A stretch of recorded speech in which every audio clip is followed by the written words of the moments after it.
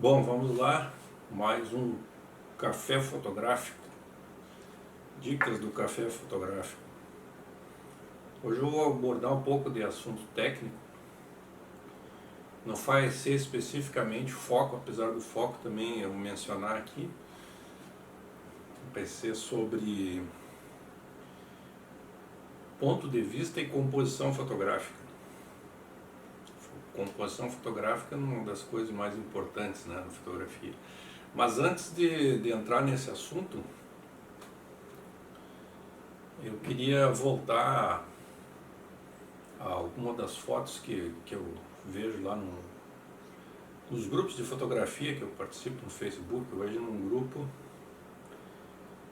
eu vi uma foto e lembrei de uma coisa que eu sempre comento com vocês, que é a escolha do formato para fotografar, por exemplo, uma paisagem, que normalmente eu enfatizo que um formato retangular, ou seja, o próprio, como se chama em inglês, landscape, seria o mais adequado, e que para usar o formato vertical haveria necessidade de ter algum elemento que, vamos dizer, puxasse por esse formato, né? Ou seja, algum elemento alongado na vertical que justificasse o uso desse formato. Pois justamente hoje eu vi uma foto que uma pessoa às vezes até abusa desse formato vertical, mas hoje ela fotografou no formato horizontal uma paisagem, o que a princípio estaria correto, né? Entretanto, perdeu justamente a oportunidade de ter usado o formato vertical. Por quê? Porque fotografou no primeiro plano um avião, um veleiro, e depois no plano de fundo era a cidade. Então estava esse veleiro na água, no mar, e no plano de fundo a cidade. E no enquadramento horizontal, essa pessoa acabou cortando justamente a parte de cima, né, o mastro do veleiro. E aí, então, justamente era o elemento principal da foto, que era o que estava em primeiro plano e que estava focado, relativamente focado, né, porque essa pessoa normalmente produz fotos sem muito foco e sem nitidez, mas estava mais focado do que o plano de fundo. O plano de fundo estava desfocado, que aí nesse caso está correto, porque o plano de fundo pode estar desfocado, já que o assunto principal é o veleiro, né? Então, justamente quando poderia ter usado o formato vertical, que aí conseguiria enquadrar todo o veleiro, não o fez. E tá lá a foto com um monte de like, um monte de curtida, né? E até com comentários elogiosos. Pois é. Mas então voltemos aqui ao nosso ponto de vista e composição fotográfica, né? Eu até peguei aqui algum roteiro, algumas coisas. Tem também um livrinho aqui que eu recebi até essa semana dele.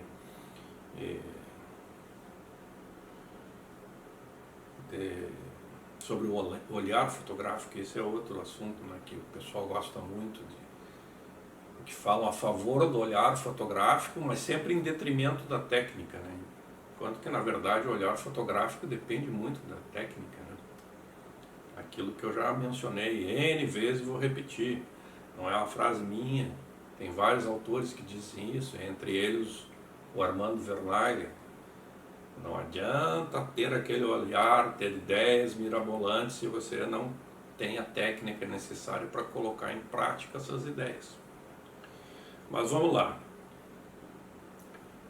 A composição fotográfica é aquilo, resumindo, eu já disse isso, é aquilo que você decide colocar no enquadramento e aquilo que você decide não colocar no enquadramento. E às vezes até o mais importante é o que não colocar, né? Eu já dei o exemplo, que adianta lá ter uma foto maravilhosa, um luar, uma coisa, e tá lá pedaço do telhado, uma lixeira, cadeirinha da tia Esmeralda, como eu já mencionei. Então, às vezes é melhor pensar naquilo que a gente tem que deixar de fora do quadro, né? E então, para enquadrar alguma coisa, para decidir o que fica no quadro, o que não fica e a disposição de como fica isso, depende muito do posicionamento do fotógrafo, né? Onde que nós colocamos a nossa câmera, né? Então eu até vou utilizar umas fotos aí que eu fiz, como eu estou em casa, não estou saindo para fotografar, né? Eu peguei o Alfredo aqui, que é o meu companheiro de torcida aqui, que foi batizado pela Gabriela com esse nome aí, a Gabriela é minha neta, que ela sempre me ajudava aqui nas filmagens. Agora ela já voltou para casa, né? E então eu fiz umas fotos do Alfredo mostrando justamente a maneira com que a gente se posiciona, né? Como pode mudar a perspectiva. E por isso que eu digo que a fotografia, ela envolve muita ciência também, né? Conhecimento de física, de matemática, de ótica, né? De geometria descritiva, né? De planos, de perspectiva, assim, o posicionamento espacial, né? De um objeto, né? Como que, se mudando o ponto de vista do observador, como é que mudam as coisas, né? Como é que o objeto passa a ser iluminado de outra forma, o fundo muda também, né?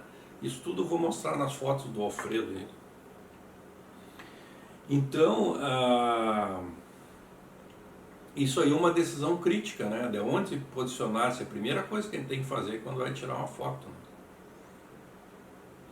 E é importante então que a gente, ao ver uma cena que deseja fotografar, que a gente se aproxime, que se afaste, que ande para um lado, para o outro, que talvez às vezes se coloque num ponto superior ou até num ponto inferior, dependendo daquilo que a gente quer transmitir nessa fotografia, né? Então eu acho que é uma coisa bastante importante isso aí, tá? E que muitos negligenciam, né? Chego ali, olhou, bateu, tá pronto, né?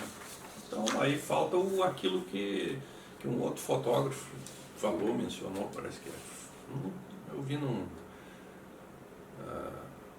vídeo aí no YouTube aí de um curso de fotografia, parece que é Fábio o nome dele agora, mas que ele disse isso, que fotografia é esmero e capricho, né?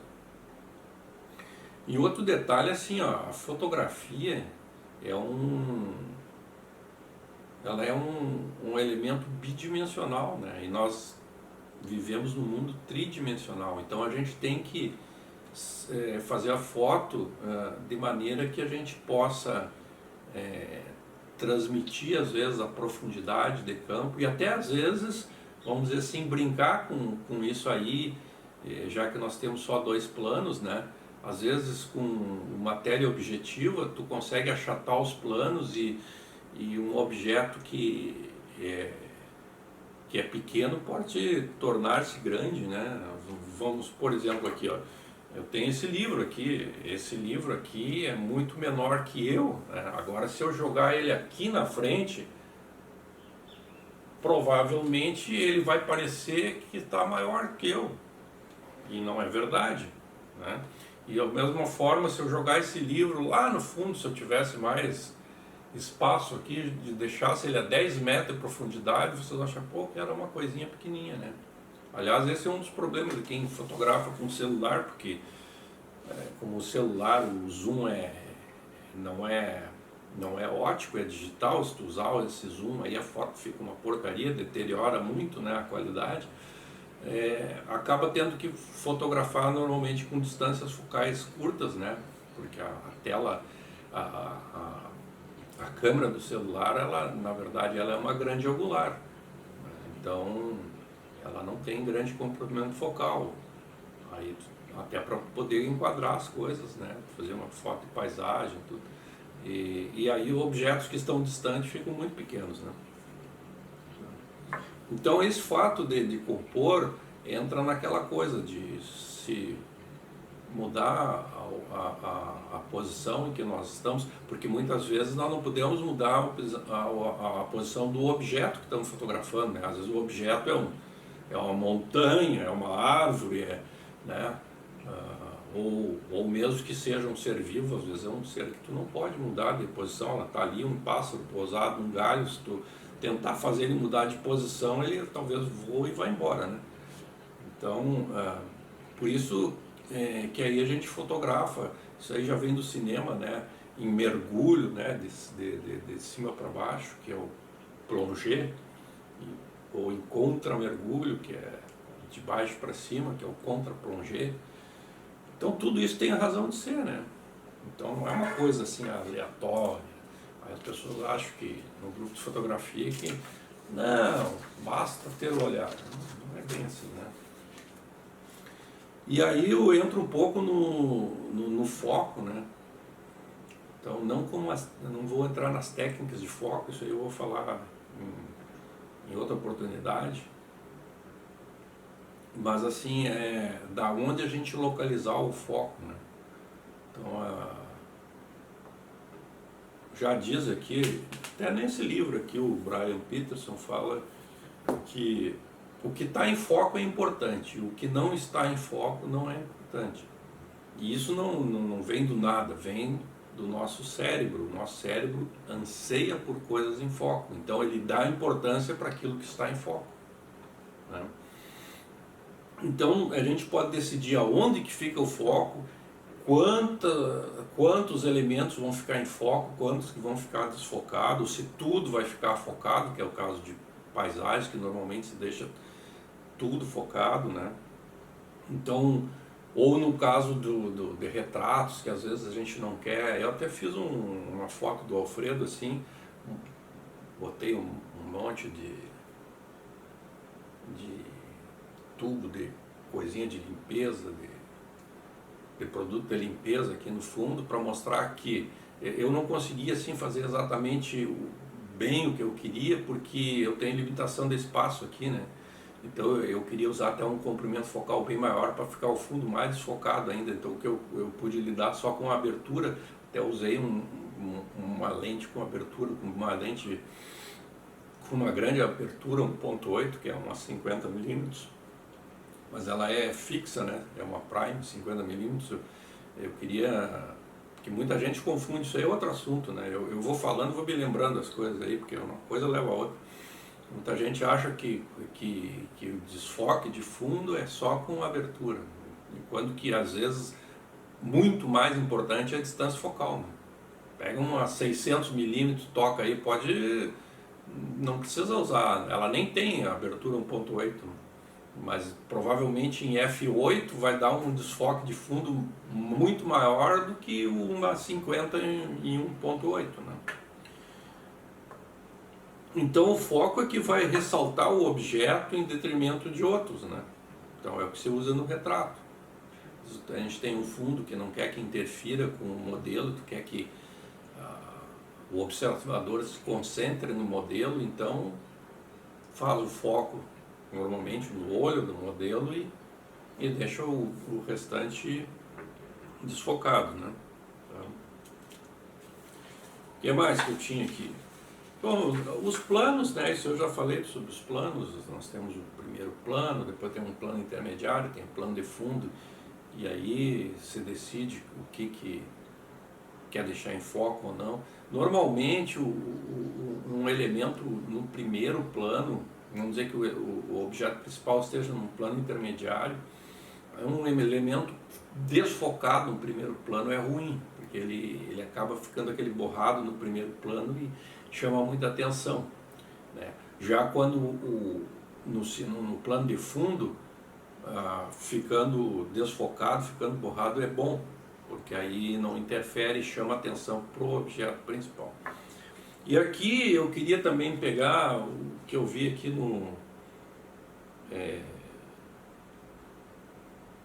nesse livrinho aqui, dizendo que esse negócio de conduzir o olhar do observador, né, que o ato de conduzir os olhos é que dá movimento a algo estático numa fotografia, né?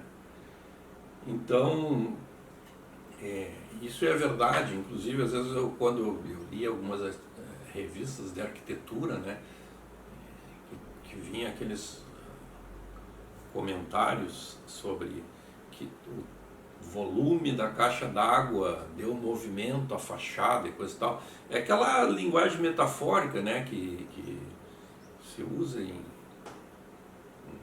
talvez até em culinária, né, porque no vinho, que o vinho tem sabores frutados que remetem a amêndoas, não sei o quê. Então, são maneiras de tentar descrever uma coisa que às vezes é difícil de descrever, né? Então,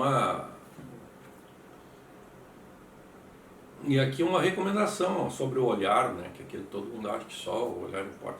Que na verdade o olhar, assim, ele pode ser treinado, né? Então, a gente tem que praticar praticamente todos os dias, né? Desculpa aí a redundância, praticar praticamente.